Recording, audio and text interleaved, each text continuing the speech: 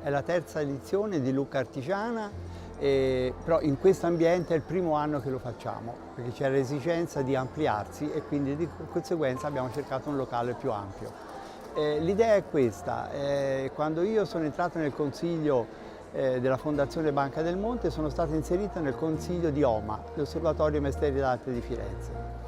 E dopo 40 anni che ho passato nell'Associazione di Categoria del Commercio e Turismo, mi sono innamorato dell'artigianato e ho cominciato a dire: ma come mai a Lucca non esiste una mostra dell'artigianato?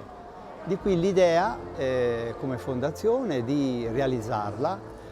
Ho avuto subito la collaborazione del Comune di Lucca e delle due associazioni di categoria, perché logicamente avevo bisogno di persone esperte che mi consigliassero, mi trovassero le aziende.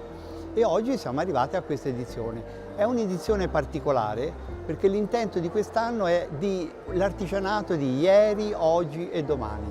Infatti dietro le mie spalle ci sono gli artigiani di ieri, c'è l'impagliatore, il ramaio, c'è la ricamatrice, c'è tutto il reparto dei lucchesi del mondo, perché i lucchesi del mondo sono figurinai, i famosi figurinai dei Bagni di Lucca, e poi si snoda tutta la mostra dei vari artigiani, che sono tutti prodotti dell'artigianato lucchese, cioè questa è una esclusiva manifestazione dedicata agli artigiani lucchesi.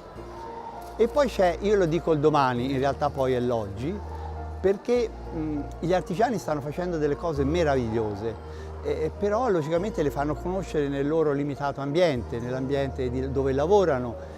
Noi abbiamo dedicato questa mostra dove possono farsi conoscere dai lucchesi e dai non lucchesi, però secondo me sono talmente cose belle che avevano bisogno di ampliarsi.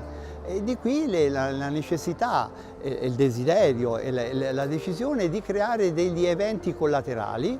Io le chiamo incontri di aggiornamento, per far capire agli artigiani che, se si vogliono far conoscere, devono utilizzare gli strumenti nuovi di comunicazione. Di qui il portale che le potrà far conoscere, se vogliono, in Italia e all'estero, e poi sfruttando il vostro portale, dove ci sono le bellezze del prodotto toscano, e quindi anche loro hanno la possibilità di farsi conoscere attraverso voi a tutto il mondo. Ormai oggi si usano gli strumenti nuovi, e uno strumento nuovo è il vostro portale.